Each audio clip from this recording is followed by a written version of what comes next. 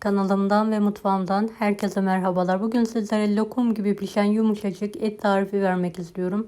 Tarifimize hemen başlayalım. 2 parça etimizi tenceremize alalım. Çelik tencere özellikle. Üzerine yarım su bardağı su ilavesi yapalım.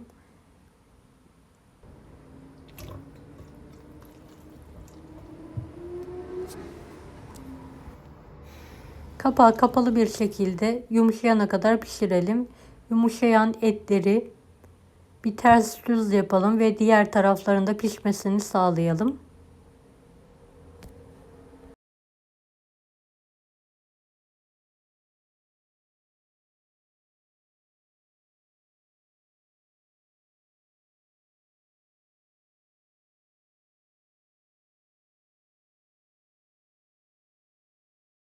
Etin yanında biber de kızartmak istiyorum.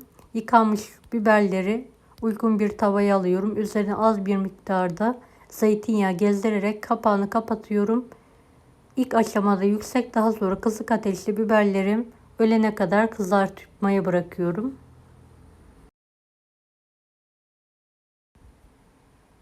Evet, etimizi kontrol edelim. Yumuşamış. Üzerine bir miktar zeytinyağı, bir parça da tereyağı atalım.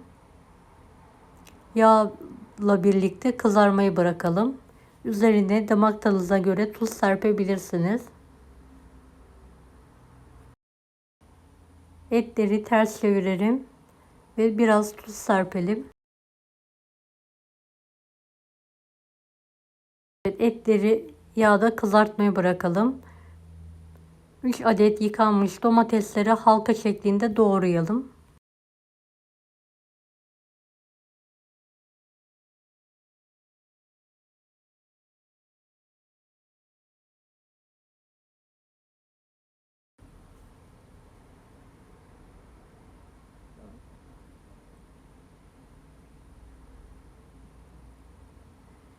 Evet, etleri tekrardan ters çevirelim.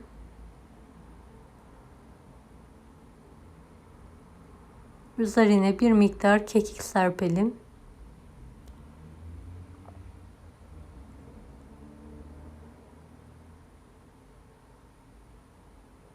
Gördüğünüz gibi nar gibi kızarıyor.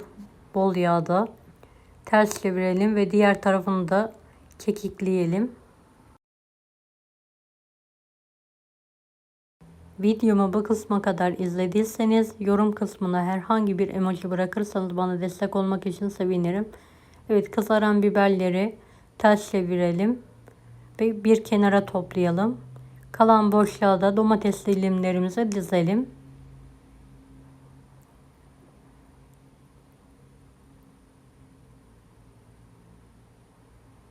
Üzerine bir miktar tuz serpelim. Kapağı kapalı bir şekilde yumuşamaya bırakalım. Evet, yumuşayan domates dilimlerimizi ters çevirelim.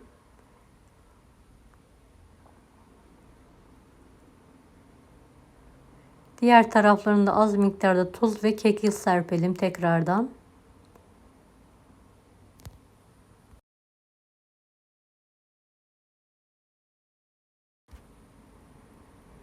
Evet, etimiz pişti. Servis tabağına alıyorum.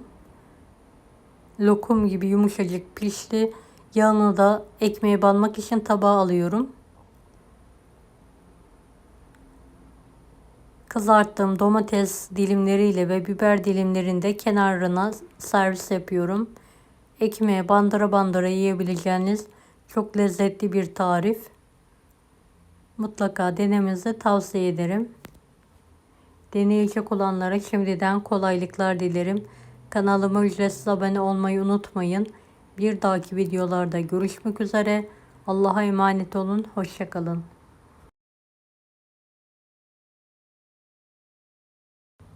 Daha farklı tarifler için bunları da izlemeyi unutmayınız. Afiyet şifa olsun herkese.